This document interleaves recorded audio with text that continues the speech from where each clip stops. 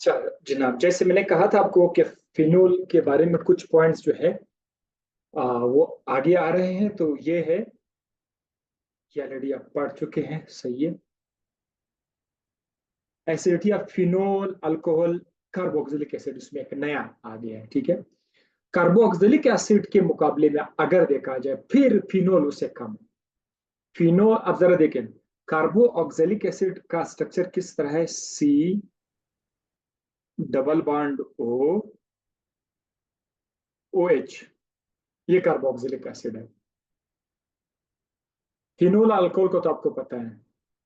जिस तरह फिनोल में एक अच्छा स्टेबल फिनोक्साइड आयन बन के उसकी तेजाबियत को बढ़ा रहा था, कार्बोक्सिलिक एसिड फिनोल से भी ज्यादा स्ट्रॉन्गर एसिड है, क्योंकि इसका जो आयन है यह है कार्बोक्साइड आयन, ठीक है, या कार्बोक्सिलेट आयन। ये फिर उससे भी ज्यादा स्टेबल है, क्योंकि कॉन्जुगेशन इसमें भी हो सकता है। यहां से आप देख सकते हैं कि ये जो बॉन्ड है, ये सी डबल बॉन्ड ओ और ऑक्सीजन के बीच जो बॉन्ड है कार्बोक्सिलिक एसिड में, ये बॉन्ड यहां भी आ सकता है, ऑक्सीजन पर, ऑक्सीजन से दूसरे ऑक्सीजन पर। तो अगर आप बुक्स में देखो या गूगल करके देखोगे, आपको कार्बोक्सिलिक एसिड में ऐसा मिलेगा, सी सिंगल बॉन्ड ओ, यहाँ पर ओ एच, ओ होगा, आपको ओ मिलेगा। लेकिन बीच में क्या, किस तरह का लाइन है? जरा dot dot dot dot dot dot इस तरह लाइन होगा, dot dot dot dot dot dot dot dot dot like this. ये डॉट क्या शो कर रहे हैं? ये दरअसल उस इलेक्ट्रॉन की कॉन्जुगेशन को शो कर रहे हैं, डीलोकलाइजेशन, कि इलेक्ट्रॉन एक ऑक्सीजन से दूसरे ऑक्सीजन में जा सकते हैं, आ सकते हैं, जा सकते हैं, आ सकते हैं। तो this movement is also responsible for a stable oxide ion. यहाँ पर भी कॉन्जुगेशन हो रहा है, ये भी किस्म का रेजोनेंस है, ठीक है। So that is why carboxylic acid is more stronger acid, इसका पीके सबसे ज्यादा कम है। और फर्स्ट ईयर की केमिस्ट्री में आपको बताया गया है कि जिसका पीके कम है वो स्ट्रॉन्ग एसिड है, जिसका पीके ज्यादा है वो वीक एसिड है। थोड़ा उल्टा जा रहा था। सो यहाँ पर आप पीके या फिनोल इज 10, और अल्कोहल का पीके वैल्यू जो है वो 60 और 20 के बीच में है, पीके वैल्यूज। सो अब नीचे क्या लिखा हुआ है, ये भी उस इसी पिछले लेक्चर में हो गया है। द स्ट्रेंथ, यानी तेजाबियत का जो स्ट्रेंथ है, डिपेंड करता है stability of the conjugate base. Conjugate base क्या है? वो आयन है। कौन सा आयन? Alkoxide ion. फिनोल के केस में फिनोक्साइड आयन, और कार्बोक्सिल के केस में कार्बोक्सिलेट आयन, कार्बोक्साइड आयन। तो ये आयन के स्टेबिलिटी पर, और हमने देख लिया कि आयन सबसे ज्यादा स्टेबल कार्बोक्सिलिक एसिड में, उसके बाद फिनोल का आयन ज्यादा स्टेबल है, फिनोक्साइड आयन, उसके बाद अल्कोहल। तो अगर हम लोग तेजाबियत के निशान लगा दे which one is more acidic, तो हम निशान लगाएंगे कि carboxylic acid is more acidic than phenol, phenol is more acidic than alcohol. तो ये निशान मैंने लगा दिया आपके लिए। ये एक्सप्लेनेशन के लिए मैंने यहाँ पे जगह छोड़ा था, लेकिन वो वहां पर ऑलरेडी सब कुछ हो गया।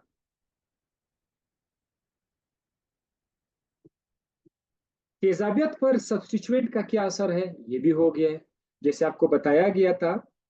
ये सारे एक्सप्लेनेशन वही है कि अगर आप बेंजीन फिनोल के ऊपर, सपोज ये फिनोल है, यहाँ पर ओ एच है, अगर यहाँ पर आप NO2 ग्रुप डालोगे तो ये तेजाबियत को बढ़ा देगा, क्योंकि ये क्या चीज है, ये इलेक्ट्रॉन विथड्रॉ करते हैं। विथड्रॉ मतलब अपनी तरफ खींच लेते हैं। सो जो इलेक्ट्रॉन विथड्रॉ कर लेते हैं वो एसिडिटी को बढ़ा देते हैं। वो दरअसल वो जो नेगेटिव आयन बन रहा था ना, उसको जो है अच्छी तरीके से डिस्पर्स कर सकता है।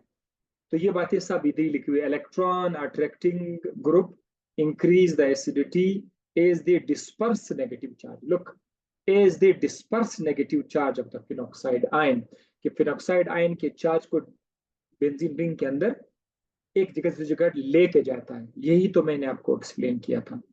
10 stabilizing the ion and increasing the stability of the phenoxide ion and increasing the acidity.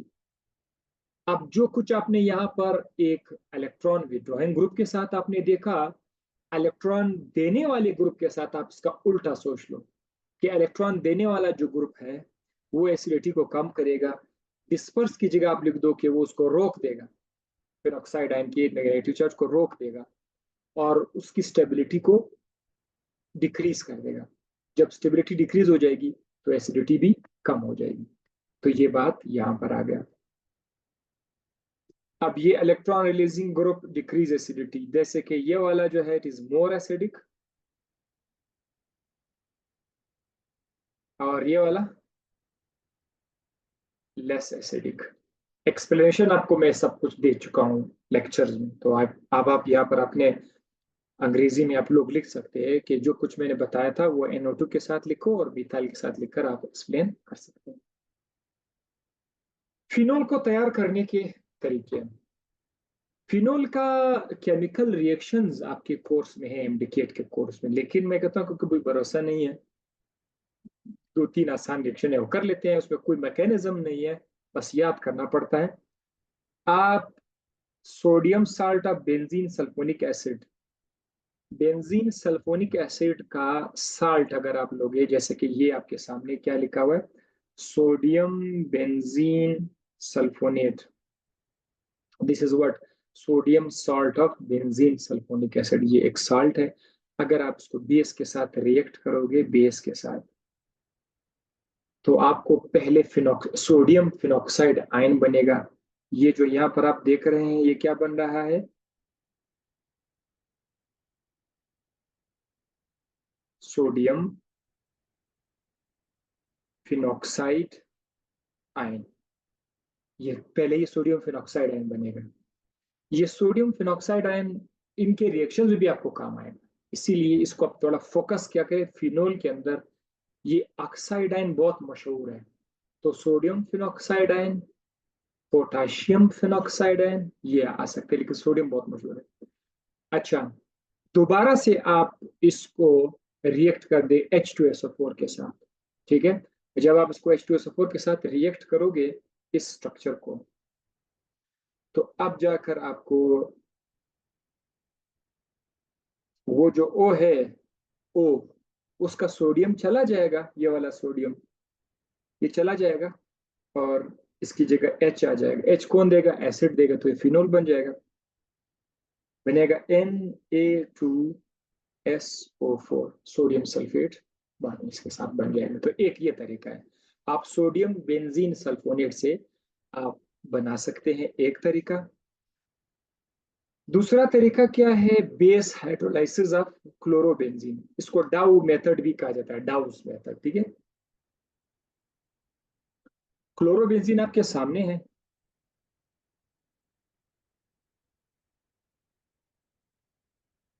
इसको सोडियम हाइड्रोक्साइड के साथ पहले रिएक्ट कर लेते हैं। सोडियम हाइड्रोक्साइड के साथ फिर से जैसे कि क्या बनेगा, सोडियम फिनॉक्साइड आयन, जैसे मैंने आपको बताया था कि सोडियम फिनॉक्साइड आयन बहुत इंपॉर्टेंट है। यहाँ पर भी सोडियम फिनॉक्साइड आयन बन रहा है, यानी ये जो सोडियम NaO है ये क्लोरीन को डिस्प्लेस करके खुद अपने आप को वहां पर रख देगा, NaO सोडियम ऑक्साइड, और क्लोरीन को सोडियम कह सकते हैं, सोडियम एक नहीं है, 2 सोडियम हाइड्रोक्साइड है, तो दूसरा जो सोडियम है वो क्लोरीन के साथ NaCl बनाएगा, ये वाला है, और साथ ही साथ वाटर भी बनेगा, क्योंकि NaOH के अंदर हाइड्रोजन और ऑक्सीजन भी है, तो वहां से आपका वाटर भी बनेगा। जब आपके पास एक बार सोडियम फिनो ऑक्साइड आयन बन जाएगा तो अब ये बहुत आसान है, फिर से उसी तरह कोई तेजाब डालो ताकि वो हाइड्रोजन दे दे। तो HCl के पास क्या है, HCl इसको हाइड्रोजन आयन देगा, ये वाला जो हाइड्रोजन आयन है ये इस ऑक्सीजन के साथ आकर OH बना देगा और सोडियम को फिर निकाल देगा क्लोरीन की शक्ल में।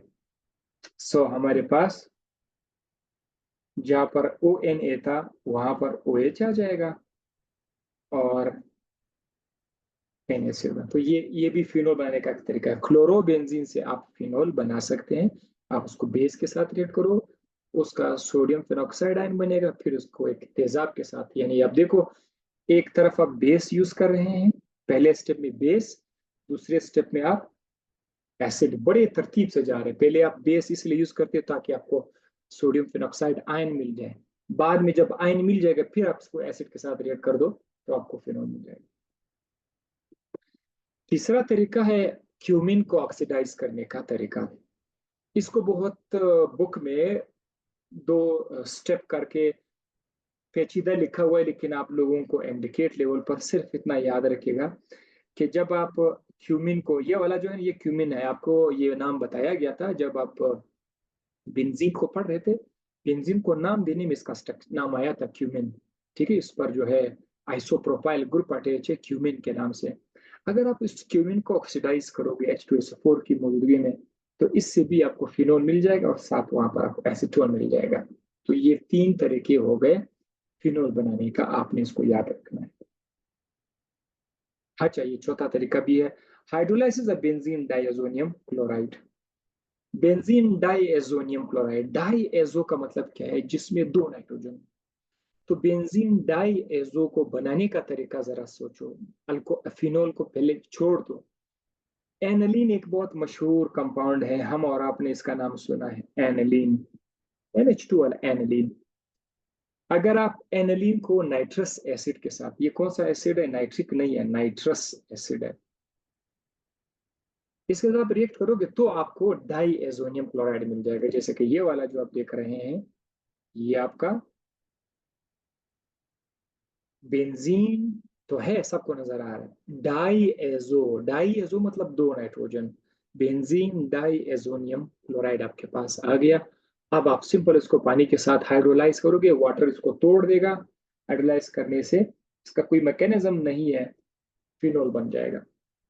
N2Cl चला जाएगा, H2O अटैक करके वहां पर OH लाएगा और नाइट्रोजन गैस अलग सा रिलीज होगा, HCl गैस अलग सा रिलीज होगा। सो इसमें आपको ये पता चल गया कि फिनोल को बनाने का कौन सा तरीका। ये चार तरीके हो गए, that is now finished. And now we go to the reactivity of phenols. क्या फिनोल की रिएक्टिविटी किस तरह से, देखो अपने अल्कोहल की रिएक्टिविटी में आपने दो एस्पेक्ट से किया, लेकिन यहाँ पर अलग अलग है। अल्कोहल के केस में आपने कहा था कि एक रिएक्शन हम CO की मदद से कर रहे थे, CO की मदद से, एक रिएक्शन हम OH की मदद से कर रहे थे। फिनोल के केस में क्या होगा, फिनोल के केस में एक रिएक्शन बेंजीन की रिंग की वजह से होगा, दूसरा जो रिएक्शन है वो OH की वजह से होगा। दोबारा बताता हूं, अल्कोहल में जो आप रिएक्शन कर रहे थे, एक CO बॉन्ड की वजह से था, एक OH बॉन्ड की वजह से। लेकिन फिनोल में जो रिएक्शन हम करेंगे वो एक बेंजीन की वजह से होगा, ड्यू टू बेंजीन, और एक जो है वो OH की मदद से होगा। जो बेंजीन की वजह से रिएक्शन है उनके लिए हालात कुछ और होंगे, और जब OH वाले रिएक्शन आएंगे उनके लिए कंडीशंस कुछ और होंगे। जरा एक पॉइंट लिख के चेक करें, OH increases the electron density at ortho and para position। Benzene के ऊपर जो OH है,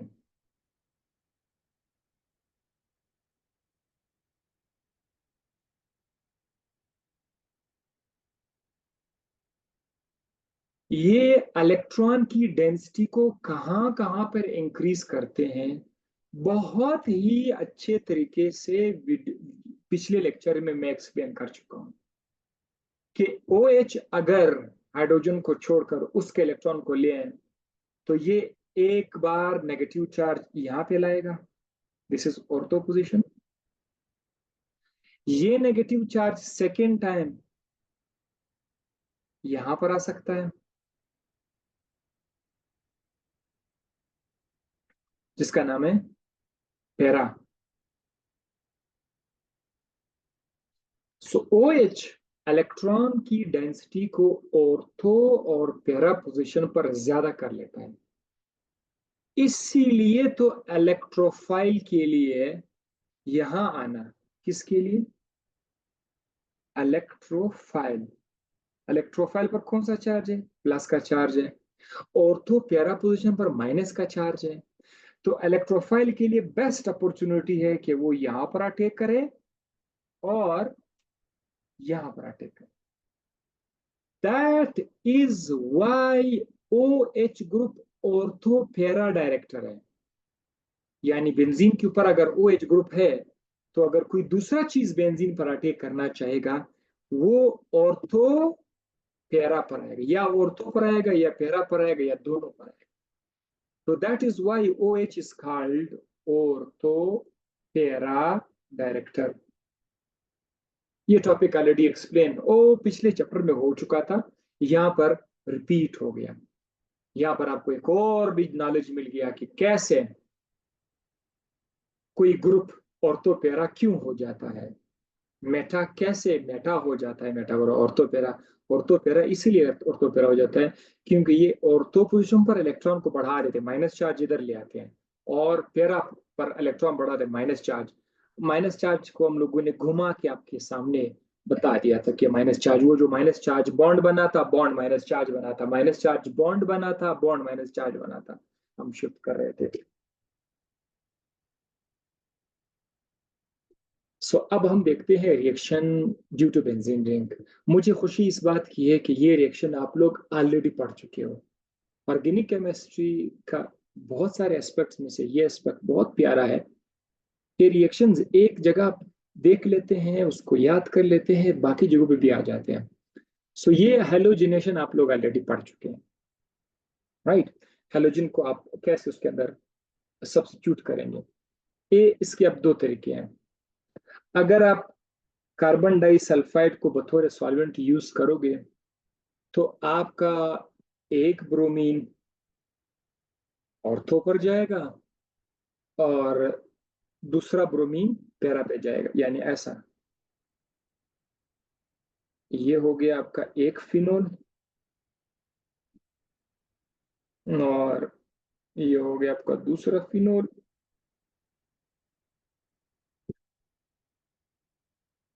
एक ब्रोमीन ऑर्थो पर आएगा, एक ब्रोमीन पैरा पर आएगा। तो दो तरह के कंपाउंड्स बनेंगे। एक ऑर्थो ब्रोमोफिनोल, इसका नाम है ऑर्थो ब्रोमोफिनोल, और दूसरे का नाम है पैरा ब्रोमोफिनोल। ये बनेगा। अगर आप दूसरा रिएक्शन, अगर आप ब्रोमीन का एक्वस ब्रोमीन लेते हैं, ब्रोमीन को अपने पानी में डिजोल्व किया हुआ है, उसको अगर आप लोगे, फिर कुछ और बनेगा। उसमें एक ही फिनोल पर तीन ब्रोमीन जाएंगे, यानी इसको हम बैलेंस भी कर लेंगे। तीन ब्रोमीन है तो this is Br2, that must be something like that, right. या इसको तीन कर देंगे, फिर उसको वहां पे दो कर लेंगे, समथिंग लाइक दैट, बैलेंस करने के लिए। व्हाट विल हैपन कि एक ब्रोमीन यहां आएगा, ortho Meta, for this is ortho, this is ortho. ये भी ओ पोजिशन है, ये भी ओ पोजिशन है। ये एम है, ये भी एम है, और ये क्या है? ये पी है। अब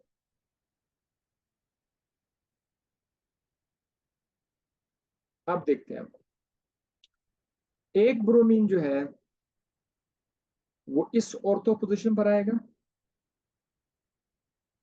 दूसरा ब्रोमीन इस ऑर्थो पोजिशन पर आएगा, तीसरा ब्रोमीन पैरा पोजिशन पर आएगा। हालात आप चेंज कर रहे हैं, देखो उधर एक कार्बन डाइसल्फाइड है, यहाँ पर आपने एक्वस ब्रोमीन यूज किया हुआ है, तो आपको ये वाला स्ट्रक्चर मिलेगा। कोई वो नई चीज नहीं है, बस ये है कि एक ही बेंजीन के अंदर तीन ब्रोमीन आए हुए हैं, वो भी ऑर्थो पैरा पर ही आए हुए हैं। अभी भी हमारे पास ऑर्थो पैरा है, हाइड्रोक्सी ग्रुप अभी भी ऑर्थो पैरा है। इसका नाम क्या रखेंगे? 1 3 5, 1 3 5 ट्राइब्रोमो फिनोल। 135 ट्राइब्रोमोफिनोल, ये हम लोगों ने कर लिया, ठीक है।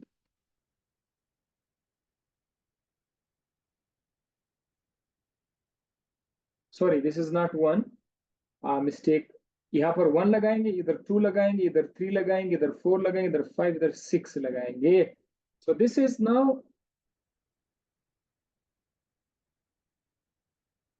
2, 4, 6। अभी क्या हो जाएगा? 2, 4, 6 ट्राई ब्रोमोफिनॉल हो जाएगा।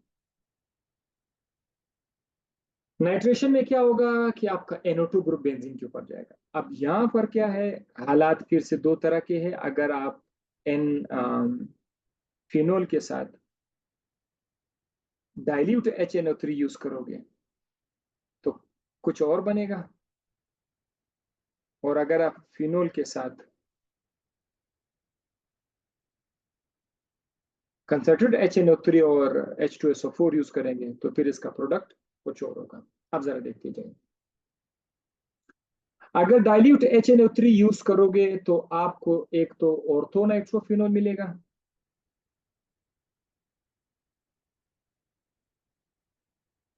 यहां पर एक नाइट्रो ग्रुप आपको मिलेगा, प्लस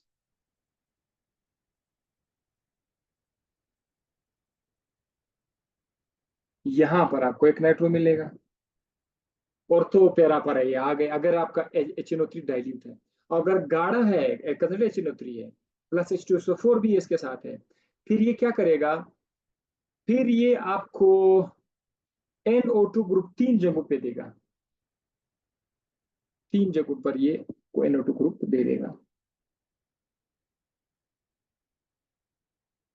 OH पहले से है, 3 जगह का मतलब क्या है?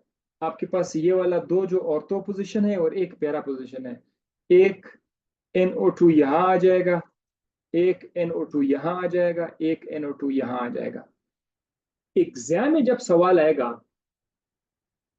तो नाइट्रेशन तो आपको मैकेनिज्म से भी मैं बता चुका हूँ। मैकेनिज्म बाकायदा मैंने आप लोगों से टेस्ट लिया था, कि आप लोगों ने मुझे भेजा भी था, पिक्चर भी की है, इस तरह होगा मैकेनिज्म के साथ, ये ग्रुप जनरेट होगा वाला फलाना। अगर वो HNO3 डाइल्यूट लिखा हुआ है ऑप्शन में, तो आपको याद रखना चाहिए कि फिर अलग अलग अलग ऑर्थो अलग पैरा मिलेगा। अगर कंसिडर्ड HNO3 है तो एक ही बेंजीन रिंग के ऊपर ऑर्थो और पैरा पर ग्रुप्स मौजूद होंगे, ये आपको याद रखना होगा, ठीक है बारह। और अगर ये ऑप्शंस नहीं थे, सिंपल आपसे पूछा जाएगा कि ऑर्थो पर जा रहा है या मेटा पे जा रहा है, फिर तो आप समझ जाओगे, तो बहुत आसान है यार, ये तो ऑर्थो पैरा है। सल्फोनेशन में आप SO3H ग्रुप आप ऐड कर लेते हैं।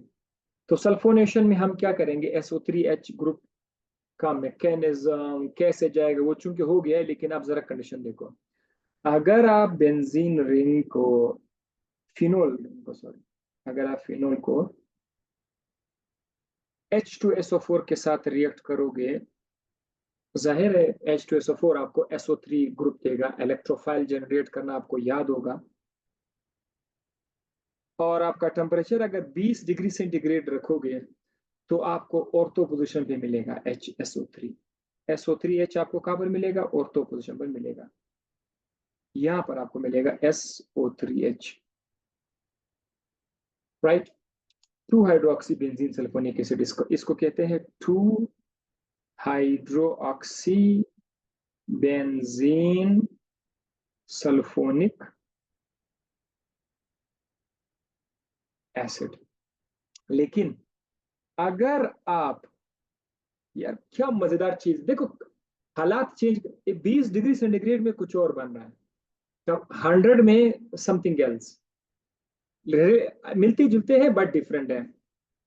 जरा देखो, अब OH आपका है, यहाँ पर H2SO4 है, टेम्परेचर इस बार 100 डिग्री सेंटीग्रेड है, तो आपको पैरा पोजिशन पे मिलेगा।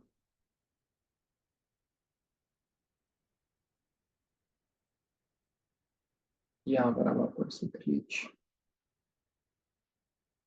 आपने याद रखना है भाई, बाज चीजों में एक्सप्लेनेशन अवेलेबल होती है, बाज चीजों में अपने उसको याद रखना पड़ता है कि अब आप इसकी एक्सप्रेशन में जाएंगे। जाहिर है एक चीज का इफेक्ट तो कि भाई हीट की वजह से ही होगा, right. So that was sulphonation. अब बेंजीन का सिस्टम खत्म हो गया, बहुत आसान था। आपने क्लोरीनेशन देखा, आपने नाइट्रेशन देखा, आपने सल्फोनेशन देखा। 3 रिएक्शन थे। ये वो वाले रिएक्शन थे जो आप ऑलरेडी पढ़ चुके थे, तो आपके लिए कोई मसला ही था ही नहीं, तो कुछ नए चीजें उसमें आ गई थी। अब ओ एच ग्रुप की वजह से हम इसको स्टडी करते हैं।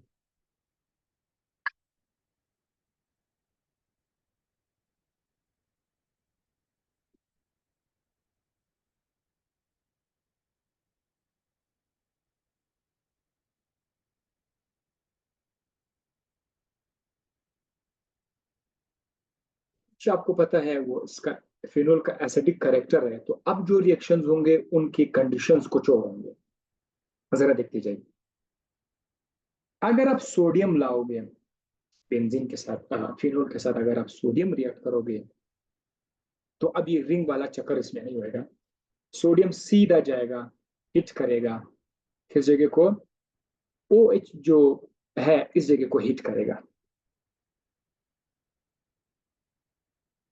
हाइड्रोजन को किक आउट करेगा और अपने आप को ऑक्सीजन के साथ अटैच कर देगा। सो बहुत मशहूर चीज बनेगा जिसका जिक्र मैं पहले से कर चुका हूं।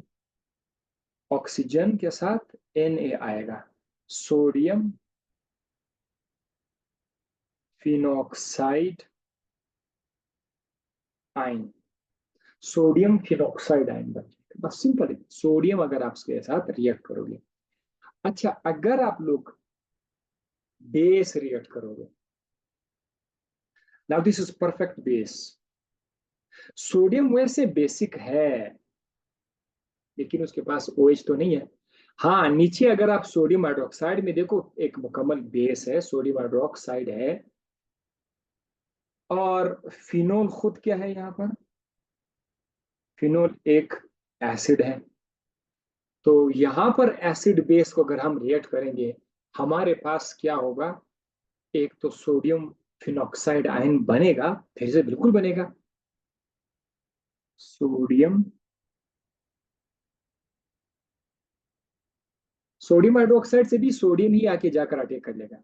लेकिन अब यहां से क्या होगा कि वाटर भी साथ साथ प्रोड्यूस हो जाएंगे, यानी कि सोडियम फिनॉक्साइड आयन एक किस्म का साल्ट हुआ और ये वाटर हुआ, यानी acid base reaction salt into water. So sodium phenoxide ion, sodium पर प्लस का चार्ज है,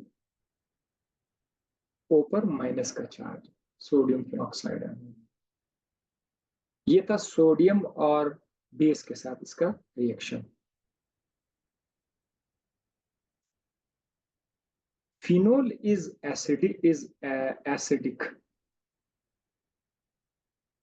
ये एक एक्स्ट्रा पॉइंट है। लिटमस पेपर आपको क्लास 9 10 में तेजाब बेस के लिए करें कि कागज उस पर डाल देते हैं, अगर उसका कलर चेंज हुआ तो वो बेस है, इतना पीएच इतना है, वगैरह वगैरह। फिनोल का लिटमस पेपर पर कोई असर नहीं होता। एक ये आप लोग नोट करें अपने साथ। बाकी एसिड जैसे कि वो कागज पर डालोगे तो फिर उसका असर है।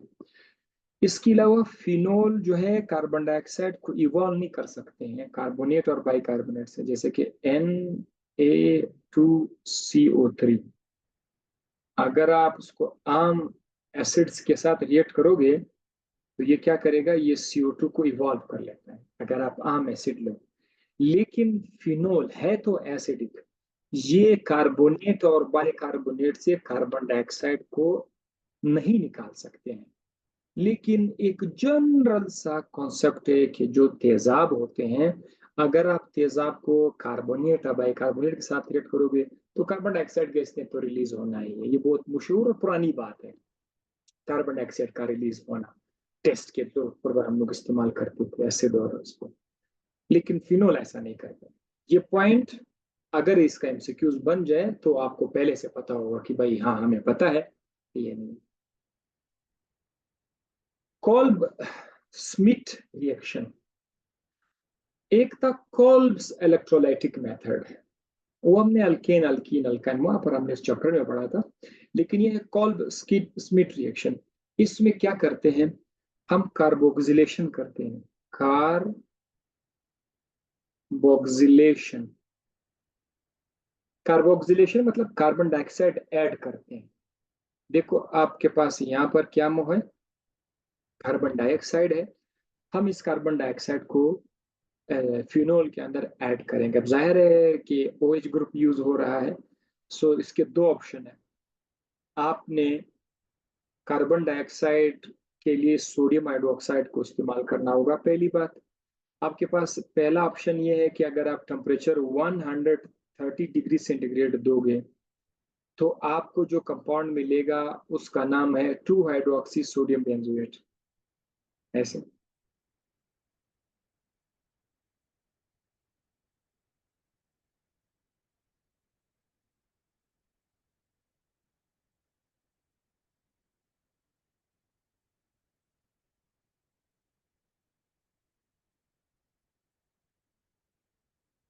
C double bond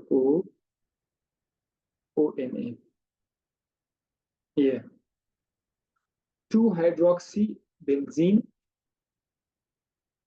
2 hydroxy sodium benzoate. किताब में इन्होंने इस तरह लिखा हुआ है आपके बुक में, इधर OH है और यहाँ पर COONA है। कोई फर्क नहीं है इसमें और उसमें, कोई फर्क नहीं है। तो ये है 2 हाइड्रोक्सी सोडियम बेंजोएट, ये बनेगा। और अगर आपने कार्बन डाइऑक्साइड को इस तरह से उसमें ऐड किया कि 240 डिग्री सेंटीग्रेड का है, आपने हीट दिया, फिर आपको 4 हाइड्रोक्सी सोडियम बेंजोएट मिल जाएगा। यानी इसी तरह का स्ट्रक्चर होगा।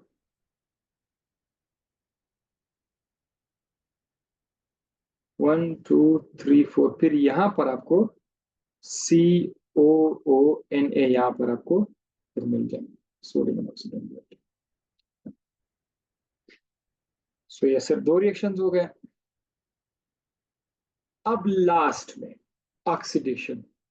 जब बुक में मैंने देखा, बुक में सिर्फ इतना लिखा हुआ है, कोई रिएक्शन नहीं है कि अगर आप फिनोल को ऑक्सीडाइज करोगे तो उससे क्या होगा कि इसका रिंग टूट जाएगा, रिंग डिस्ट्रॉय हो जाएगा। थोड़ा सा सर्च करने के बाद several steps eventually destroying the ring, ये बुक वाला स्टेटमेंट है जो मैंने आपको बता दिया कि ऑक्सीडाइज करने से बेंजीन का रिंग टूटता है। बट कैसे टूटता है? बेंजीन फिनोल को अगर आप ऑक्सीडाइज करोगे तो ऑक्सीडेशन के लिए आप हाइड्रोजन पेरोक्साइड भी है, जब मैंने सर्च किया उसको, KMnO4 भी है, ये मुझे मिला वहां से, वैसे बुक में नहीं था ये। Cr2O3 chromium trioxide KMnO4 hydrogen peroxide, ये मुझे मिला। और वह कहा है कि उससे बेंजोक्विनोन बनेगा पहले, बेंजोक्विनोन। बेंजोक्विनोन को अगर मजीद आप ऑक्सीडाइज करोगे तब जाकर इसका रिंग टूट जाएगा, बेंजीन का रिंग सारा डिस्ट्रॉय हो जाएगा कार्बन डाइऑक्साइड में और वाटर में, कार्बन और वाटर में। तो फिर ठीक है, यस, फिनोल को अगर आप ऑक्सीडाइज करोगे तो उसका रिंग डिस्ट्रॉय हो जाएगा, लेकिन डिस्ट्रॉय होने से पहले आप याद रखना है कि बेंजोक्विनोन बनेगा। मैंने स्ट्रक्चर नहीं लिखा हुआ है, लेकिन just to let you know कि बेंजोक्विनोन कब आएगा, जब आप फिनोल को ऑक्सीडाइज करोगे तो बेंजोक्विनोन बनेगा। फर्दर ऑक्सीडाइज करोगे तो फिर ये डिस्ट्रॉय हो जाएगा। इसके साथ ही ये वाला पोर्शन यहाँ पे आके खत्म हो जाता है।